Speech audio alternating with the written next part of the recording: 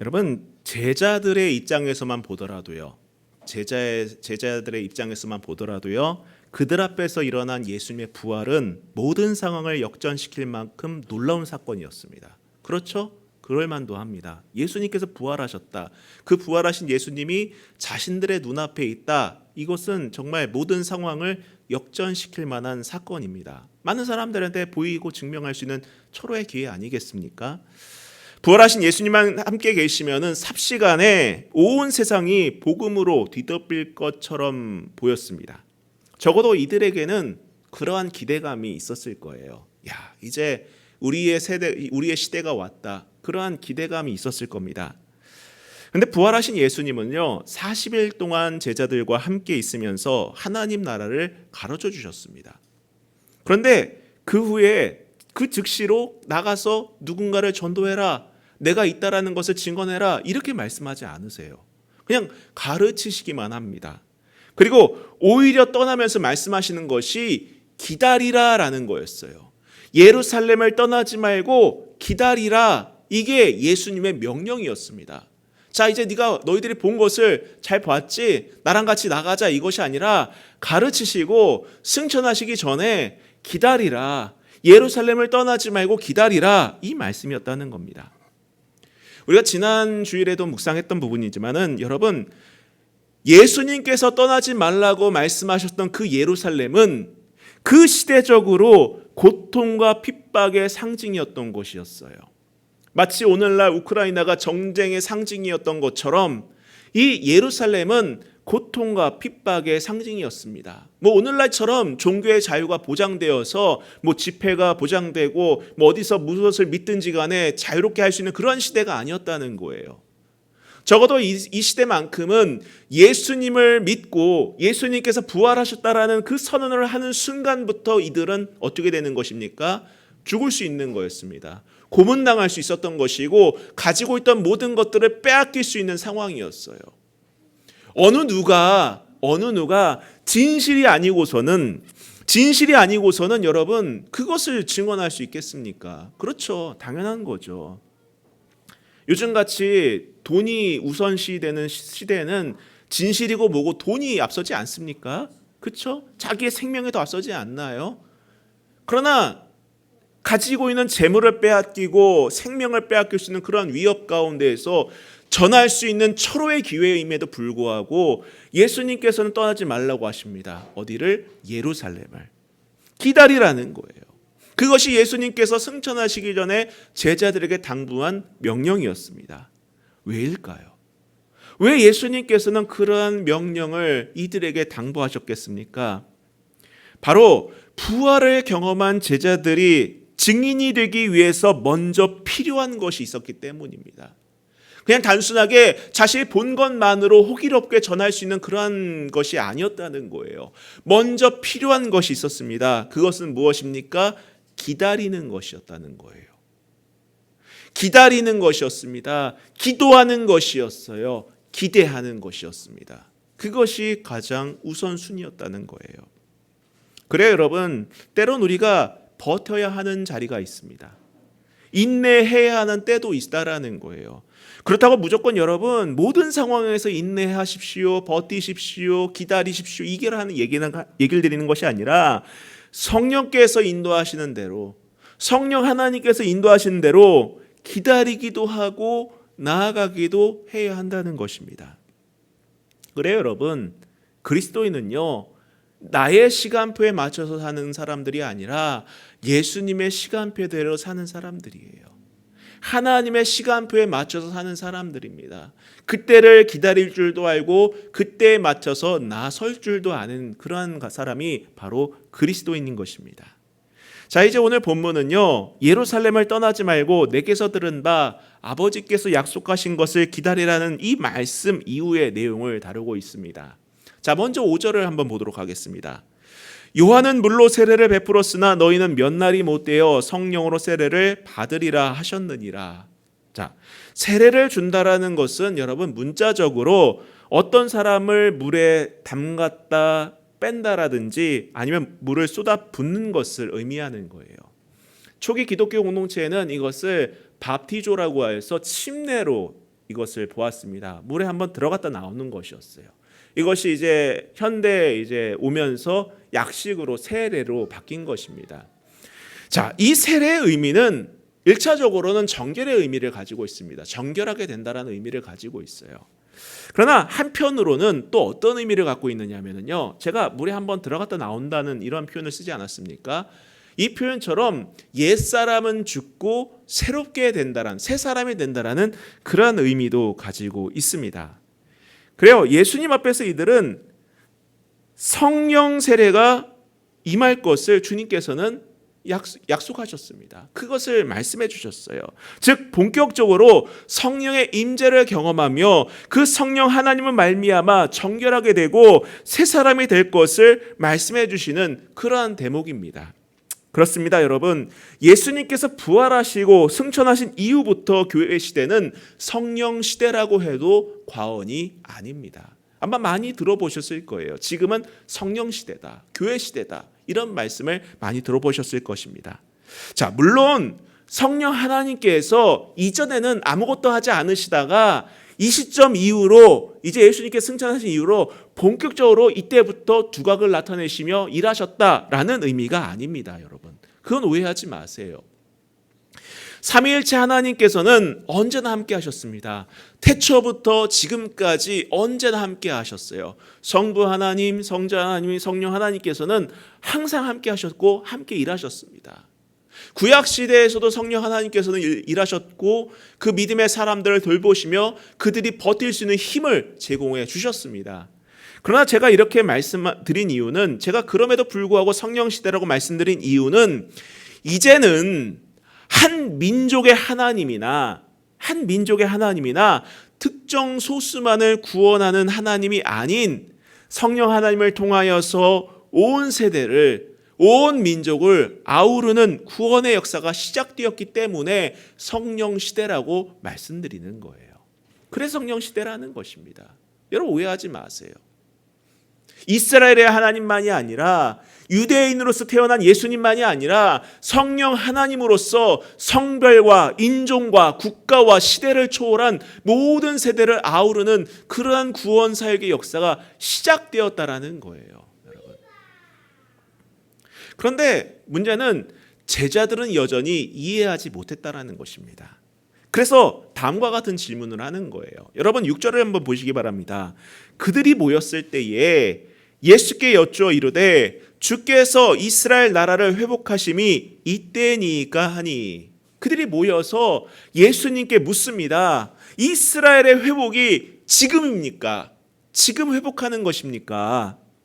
분명 예수님께서는 40일 동안 하나님의 나라에 대해서 이들에게 가르쳐 주었습니다. 말씀해 주셨어요. 그런데도 불구하고 제자들은 여전히 유대적인 사고에 갇혀서, 유대적인 사고방식에 갇혀서 하나님 나라의 성취와 구원을 민족주의적으로 이스라엘에게로만 제한하고 있었던 것입니다. 그들의 당장 눈앞에 있는 그 시급한 문제, 이 문제 해결에만 몰두하고 있었던 거예요. 물론 한편으로는 이해가 됩니다. 이해가 돼요, 여러분. 마치 배고픈 사람에게는 빵이 구원 아니겠습니까? 당장 필요한 게 구원이잖아요. 배고픈 사람에게 뭐 복음을 얘기한들, 아니 그게 나하고 무슨 상관이냐, 아니 예수님께서 나의 죄를 위해서 죽었다 부활하셨다는 것이 지금 나하고 무슨 상관이야. 난 지금 배고프다, 난 지금 일터가 필요하다, 집이 필요하다, 입을 옷이 필요하다, 건강이 필요하다, 질병에서 노임받는 것이 필요하다, 그걸 주장하지 않겠습니까, 여러분? 이와 마찬가지로 나라의 주권을 빼앗기고 식민 통치를 받고 있는 유대인의 입장에서는 가장 그들에게 필요한 구원이 무엇이었겠습니까? 이스라엘의 해방이었다는 거예요. 이스라엘의 해방이었다는 것입니다.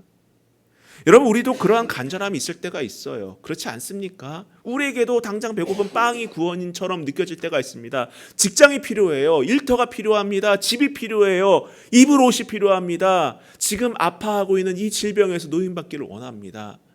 당장 내 안에 있는 빚이 해결되는 것이 구원일 수도 있는 것처럼 느껴질 수 있어요. 그래서 그것에 대해서 기도하면서 하나님 이것이 내게 구원입니다. 이게 해결받길 원합니다. 관계가 나아지길 원합니다. 이러한 것들을 구하지 않겠습니까? 그럴 땐 여러분 우리의 필요가 구원이기도 해요. 하나님 말씀도 좋습니다. 말씀도 좋습니다. 그래서일까요, 여러분? 예수님의 복음에 대해서 설교하는 것보다 사실 구약의 인물들이나 어떤 그런 사람들의 삶에 대해서 설교하는 것이 더 와닿을 때도 있어요. 그렇죠. 예. 당장 내게 필요한 것이 지금 내 문제를 해결받는 것이기 때문에 이 문제를 어떻게 내가 좀 헤쳐나갈 수 있을까? 이게 고민이기 때문에 내게 필요한 복음은 그거다라고 생각할 수 있다는 거예요. 그런데 여러분, 이런 질문에 대해서 예수님께서는 이들의 편협한 생각을 넘어 온 민족을 품는 새로운 관점에서 이렇게 말씀하십니다. 뭐라고 말씀하셨는가? 7절을 보세요. 이르시되 때와 시기는 아버지께서 자기의 권한에 두셨으니 너희가 알 바가 아니요. 상당히 중의적인 표현 아니겠습니까? 여기서 때와 시기는 하나님께서 자기 권한에 두셨다라고 예수님께서 답변하십니다. 이 표현은 두 가지 측면에서 볼 수 있는 것 같아요. 가장 먼저는 제자들이 물어봤던 이스라엘의 회복의 때일 수도 있습니다. 그렇죠? 제자들이 1차적으로 물어본 것은 예수님, 우리의 문제는 언제 해결받는 것입니까? 지금 해결받는 것입니까? 라는 그때, 그 시기이기도 하다라는 거예요. 또 한 가지는 바로 온 민족을 품는 하나님의 구원의 때이기도 합니다. 근데 여러분, 분명한 점은 하나님께서는 이 두 가지를 정확하게 만족시키시고 이루실 때를 아시며 하나님의 권한으로 그것을 이루어 가신다는 거예요. 이루어 가신다는 것입니다. 단순히 나의 필요만을 채우시는 분이 아니라 나의 필요뿐만 아니라 그러한 것들을 통하여서 하나님의 그러한 놀라운 권능이 나타나는 것을 보일 때를 하나님께서 정확하게 하시고 그대로 이끌어 가신다는 표현이라는 거예요. 즉 하나님의 때에 하나님의 방법으로 그분의 구원 계획을 완성하신다는 것을 말씀해 주고 있는 것입니다. 여러분, 여러분의 이해를 돕기 위하여서 다시 한번 우리가 지난 창세기에서 묵상했던 요셉의 이야기를 소환해 볼게요. 비록 그가 고난의 시간을 보냈지만은 하나님께서는 당장 그를 구원하지 않으셨습니다. 당장 끄집어내지 않으셨어요. 구덩이에 던져졌을 때 그 구덩이에서 건지지 않으셨습니다. 그렇죠? 보디발 장군 집에서 노예 생활할 때 그때 건지지 않으셨어요. 억울하게 감옥에 갇혔을 때 그때 건지지 않으셨습니다. 언제였습니까? 하나님께서는 가장 시적절한 순간에 요셉을 회복시키십니다. 그렇죠? 가장 시적절한 순간에 요셉을 회복시키십니다. 근데 요셉만 회복시킨 것이 아니라 요셉을 통하여서 많은 사람의 생명을 구원하게 하십니다. 그렇죠, 여러분. 보세요. 요셉을 구원하셨어요. 근데 요셉만 잘 되는 것이 아니라 그 요셉 때문에 어떤 일이 벌어집니까? 애굽뿐만 아니라 그 일대의 많은 사람들의 목숨을 살리십니다. 그뿐입니까? 아브라함과 야곱에게 주셨던 하나님의 약속을 이루신다는 거예요. 세 가지를 만족시키십니다. 언제? 하나님의 때에 하나님의 방법으로 이루어 가셨을 때에 이 세 가지가 만족됐다라는 거예요. 저는 그것에서 오늘 말씀의 답을 찾았습니다. 여러분, 우리가 아무리 머리를 쥐어 짜내도 우리의 생각은 한계가 있어요. 당장 눈앞에 있는 이 문제를 해결받으면 모든 것이 잘 될 것처럼 생각하지만은 하나님 때에 하나님의 방법으로 이루어지는 것이 더 정확하다는 것을 여러분 신뢰하시길 바랍니다. 여러분, 우리 마음에는 조급함이 생길 수 있습니다. 그렇죠? 지금 당장 눈앞에 있는 문제 때문에 그것이 구원인 것처럼 여겨질 때가 있어요. 당장 배고픈 사람에게 빵이 구원인 것처럼 그게 당장 필요한 것일 수도 있습니다만은 더 중요한 것은 나의 삶이 하나님의 때 가운데에 하나님의 방법으로서 성취되는 것이 가장 중요하다는 사실을 깨닫는 거예요. 그게 필요하다는 것입니다. 지금 우리에게도 많은 고민거리가 있습니다. 산재에 있어요. 그러나 여러분, 그럴수록 믿음의 사람은요, 하나님의 때를 기다릴 줄 알고 하나님의 방법을 신뢰할 수 있어야 하는 것입니다. 그게 믿음의 사람이라는 거예요. 예수님께서 말씀하셨죠. 먼저 그의 나라와 그의 의를 구하라. 그러면 이 모든 것을 너희에게 더하시리라. 자, 그러면은 여러분 또 이런 생각을 가질 수 있습니다. 기다리는 것도 알고 하나님의 때와 방법을 신뢰하는 것도 알겠는데 당장 힘듭니다. 당장 어려워요. 당장 견딜 수가 없어요. 당장 배고파요.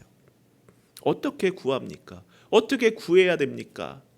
그래서 예수님께서 이어서 말씀하십니다. 8절부터 보세요. 오직 성령이 너희에게 임하시면 너희가 권능을 받고 예루살렘과 온 유대와 사마리아와 땅끝까지 이르러 내 증인이 되리라 하시니라. 무엇보다 당장 우리에게 필요한 것은 바로 성령의 임재임을 주님께서 말씀해 주고 있는 것입니다. 너희들이 지금 바라고 열망하는 이스라엘의 회복이 아니라 바로 성령의 임재가 가장 너희가 간절히 열망해야 하는 것이다라는 거예요. 그렇습니다, 여러분. 성령의 임재해야지만이 우리가 해야 할 것을 깨닫게 하시는 것입니다. 어떻게 버텨내야 하는지, 무엇을 준비해야 하는지, 어떠한 것을 해야 하는지를 깨닫게 하신다는 거예요. 깨닫게 하신다는 것입니다. 그러면서 말씀하신 것이 이 약속하신 성령의 임재를 통해서 나타난 두 가지 현상을 또 말씀해 주십니다. 첫 번째는 무엇입니까? 능력을 받는다는 겁니다. 능력을 받는다는 거예요. 또 한 가지는 무엇입니까? 증인이 된다는 것입니다. 여러분, 여기서 우리가 성령의 임재를 볼 때에 뭔가 주목할 만한 큰 사건으로만 여겨서는 안 된다는 것이에요. 물론 여러분, 성령이 임하면 특별한 능력이 나타날 때가 있습니다. 여러분, 나타날 수 있습니다. 그걸 부정하는 건 아니에요. 나타납니다. 성경에도 이 현상에 대해 자세하게 기록하고 있습니다. 바로 오순절 성령 강림 이후 초대교회 제자들에게 일어난 그 사건들 아니겠습니까? 이후에 우리가 또 다루긴 하겠지만은요. 그런데 여러분, 우리가 오해하지 말아야 할 것은 이 능력이 한 가지 형태로만 오는 것이 아니라는 거예요. 한 가지 형태로 오는 것이 아닙니다. 과거 어떤 교단에서 그런 얘기합니다. 방언을 받아야지만이 성령 임재를 경험한 것이다. 그래서 방언 받아야 된다. 라는 주장을 할 때가 있었어요. 여러분, 그것은 잘못된 거예요. 그건 잘못된 것입니다. 하나님께서는요, 각양에 필요한 은사와 그 사역대로 그 필요한 것들을 나누어 주십니다. 똑같은 형태로 나오질 않는다는 거예요. 근데 어떤 사람은 그런 생각을 합니다. 병고침만이 성령의 역사하심이다 라고 생각한 사람이 있습니다. 어떤 사람은 예언만이 성령의 역사하심이다 라고 생각한 사람이 있어요. 또 어떤 사람은 방언만이 성령의 역사하심이다 라고 생각한 사람이 있습니다. 등등 특정한 기적적인 요소나 행위나 체험만으로 제한하곤 하는데, 여러분, 이것은 성령 사역을 인간이 제한하는 것이고 자칫 그 자체로 여러분 그 성령을 미신화하는 것일 수도 있다라는 거예요. 여러분, 우리는 그것을 경계해야 하는 것입니다. 성령께서는 인격적이신 분이십니다. 인격적인 분이세요. 그래서 가장 우리에게 필요한 것들을 하나님께서는 허락하십니다. 베푸실 때가 있어요. 어떤 사람의 병고침을 주실 때가 있습니다. 어떤 사람의 예언을 주실 때도 있어요. 어떤 사람에게 방언을 주실 때도 있습니다. 그러나 그것은 전적으로 하나님께서 우리를 아시고 가장 필요할 때에 시적절하게 주시는 것이지, 그것만이 성령의 역사다, 그것만이 성령의 나타남이다 라고 우리가 단정지어서는 안 되는 것입니다. 여러분, 우리가 놓치지 말아야 할 것이 있습니다. 바로 우리는 성령의 역사를 단순히 눈으로 보여지는 어떤 특정한 사건으로만 보는데, 바로 성령이 임재하셨을 때 능력이 나타나는 목적이 무엇이냐라는 거예요. 목적이 무엇이냐라는 것입니다. 그 목적을 알아야 된다는 거예요. 여러분, 우리가 초기 기독교 공동체나 그리고 한국 교회에 초기에 이제 선교사님들이 오셨을 때에 역사들이 많이 나타났습니다. 근데 그 목적이 뭐냐라는 거예요. 한국교회 부흥의 역사가 일어날 때에 기적적인 일들이 일어났었습니다. 그걸 부정하는 것이 아니에요. 그 목적이 무엇이냐라는 것입니다.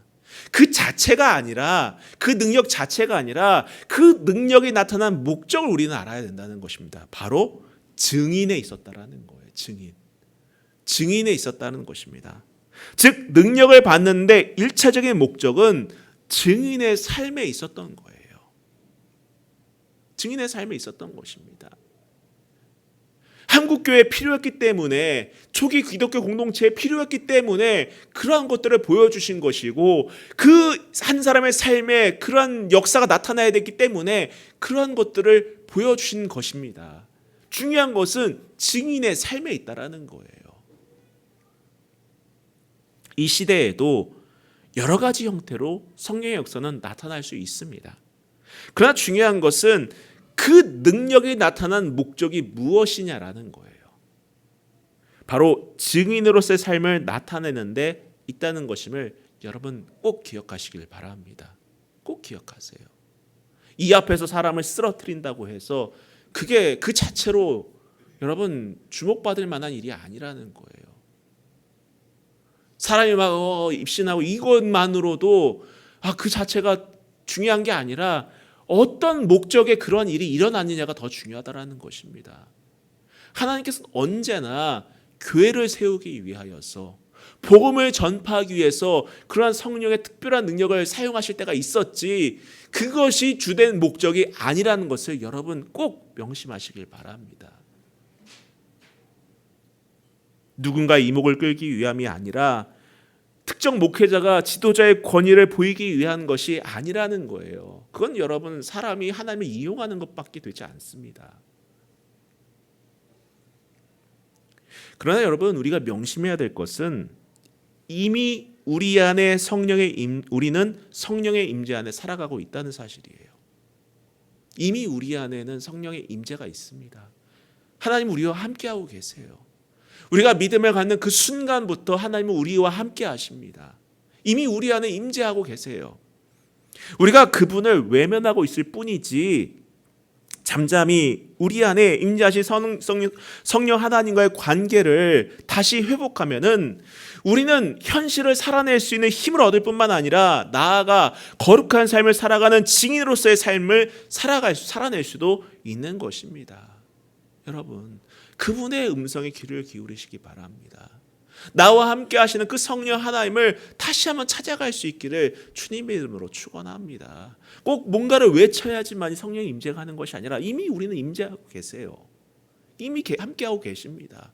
우리가 바쁘다고, 내 삶에 즐겁다고 안 찾고 있는 것뿐이지 그분은 나와 함께 하십니다. 이제 우리가 내 주변에 있는 모든 소음들을 다 제거해 버리고 그분의 음성에 한번 귀를 기울여 보시기 바랍니다. 그 임재를 다시 한번 누릴 수 있기를 축원합니다. 자, 9절부터 보도록 하겠습니다.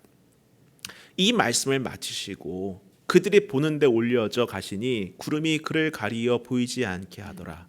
올라가실 때에 제자들이 자세히 하늘을 쳐다보고 있는데 흰옷 입은 두 사람이 그들 곁에 서서 이르되 갈릴리 사람아 어찌하여 서서 하늘을 쳐다보느냐, 너희 가운데서 하늘로 올려지신 이 예수는 하늘로 가신 본 그대로 오시리라 하였느니라. 여러분, 주님은 다시 오십니다. 믿으십니까? 주님은 다시 오십니다. 반드시 다시 오십니다. 성경의 말씀은 1.1획도 이루어지지 않는 것이 없습니다. 하나님의 선언은 반드시 이루어집니다. 주님은 다시 오십니다. 그때와 시기는 알 수 없지만 반드시 다시 오십니다. 이것은 제가 가감할 수 없는 사실이에요. 뭐 어떻게 설교할 필요가 뭐가 있겠습니까? 그 사실 그대로 전하는 것일 뿐입니다. 근데 여러분, 성령 안에 거하는 성도들은요, 하늘만 쳐다보는 사람들이 아닙니다. 하늘만 이렇게 바라보면서 가만히 있는 사람들이 아니에요. 하늘의 시각으로, 하늘의 관점으로 온 땅을 바라보면서 주의 복음을 잠잠히 전하는 사람들입니다. 몸으로 증거하는 사람들이에요. 오늘 이 땅에 충실한 모습이 오실 그분을 가장 진실하게 기다리는 태도라는 사실을 잊지 마시길 바랍니다. 그래서 여러분의 삶이 예배라는 것이에요. 여러분의 삶이 복음 증거라는 것입니다.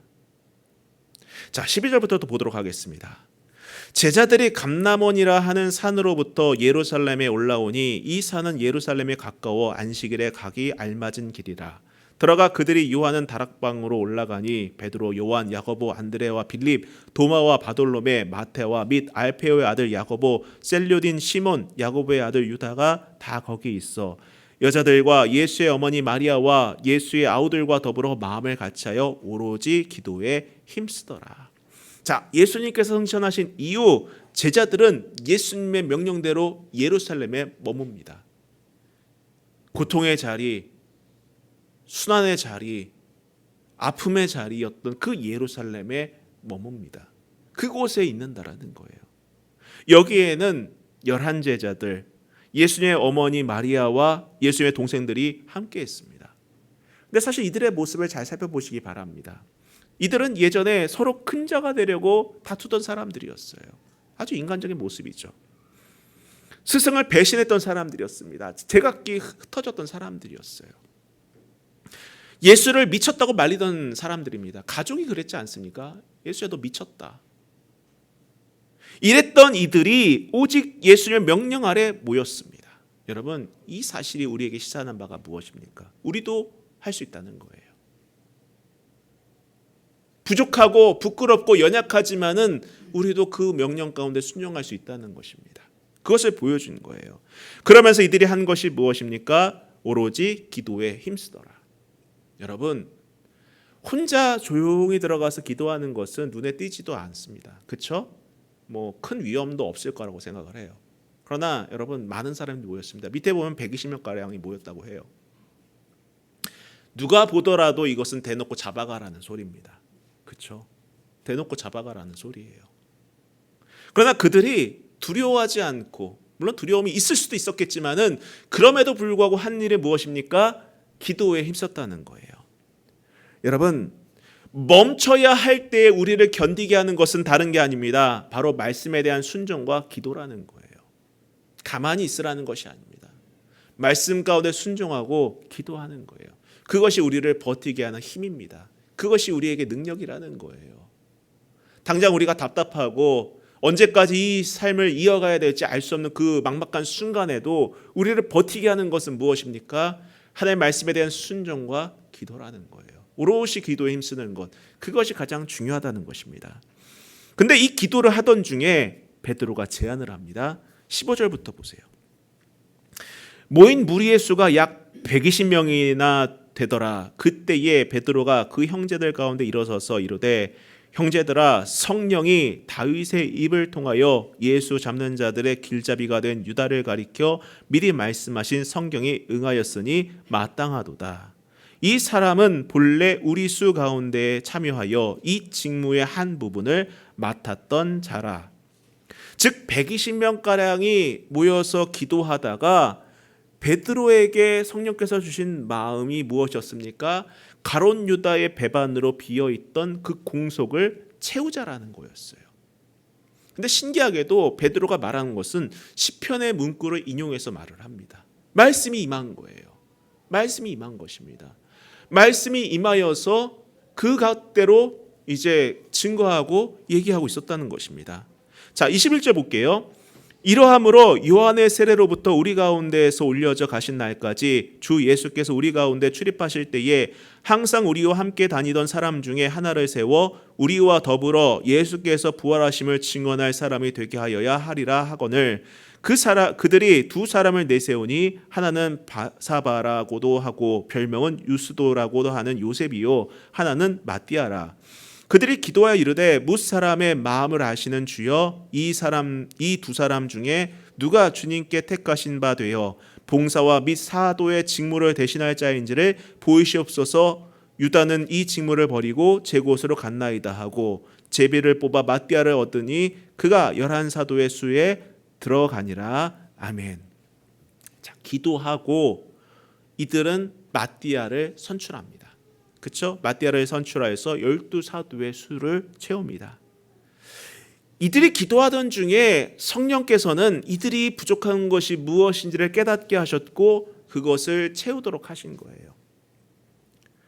즉 이들에게 기도는 그들에게 있어서 부족한 것들을 채우는 시기였던 겁니다. 그래서 우리가 멈춰 있을 때 기도해야 하는 거예요. 그러면 우리의 부족한 것들을 깨닫게 하시고 하나님께서는 그것을 채우게 하신다는 것입니다. 여러분이 멈춰 있는 순간은 결코 헛된 시간들이 아닙니다. 버리는 시간이 아니에요. 낭비하는 시간들이 아닙니다. 기도하면서 진짜 내게 필요한 것들을 채워가는 시간이라는 사실을 여러분 꼭 믿으시기를 축원합니다. 성령께서는 베드로에게 말씀으로 그 마음을 주셨고 그것을 채우게 하셨고 비로소 그들이 증인으로서의 삶을 살아낼 수 있는 첫 단추를 꿰게 하셨습니다. 엉뚱한 곳에 여러분의 소중한 시간과 에너지를 허비하지 마세요. 요즘 볼 게 많죠. 스마트폰도 보고 TV도 보고 그렇죠? 집중할 게 참 많이 있습니다. 나의 고단함을 잊게 만드는 것들이 많이 있어요. 엉뚱한 곳에 시간과 에너지를 버리지 마십시오. 오히려 멈춰 있을수록 기도하시면서 여러분에게 부족한 것들을 채워갈 수 있기를 축원합니다. 정리하겠습니다. 성령을 구하는 여러분 되시길 바랍니다.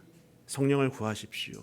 성령의 임재를 기도하시길 바랍니다. 힘들고 어려운 곳에서 갈급한 곳에서 우리의 필요만을 구하는 것이 아니라 우선순위가 성령을 구하는 것입니다. 성령께서 말씀하시는 것에 귀 기울이는 것이에요. 그분께서는 우리를 붙드시고 버틸 힘을 주시며 부족한 것을 깨닫게 하십니다. 그러면서 우리로 하여금 거룩한 삶을 이 땅에서 살아낼 수 있도록 도와주시는 분이라는 거예요. 여러분, 우리가 하루하루 버거울 때가 있습니다. 당장 불확실한 미래 때문에 두려울 수도 있어요. 그러나 그 순간에 나를 버티게 하는 힘은 다른 데서 오는 것이 아닙니다. 내 안에서 오는 것이 아니에요. 성령께서 주셔야지만 되는 것입니다. 말씀을 통해서 역사하십니다. 그리고 내 부족한 것들을 채워가시며 나를 더욱더 하나님이 기뻐하는 믿음의 자녀로 세워가십니다. 거룩한 삶을 살아내게 하십니다. 더 나아가 이 땅에서 복음의 증인의 삶을 살아내게 하신다는 거예요. 그렇게 믿음의 사람으로 쓰임받는 저와 여러분이 되기를 다시 한번 주님의 이름으로 축원합니다. 우리 같이 찬양하고 기도하도록 하겠습니다.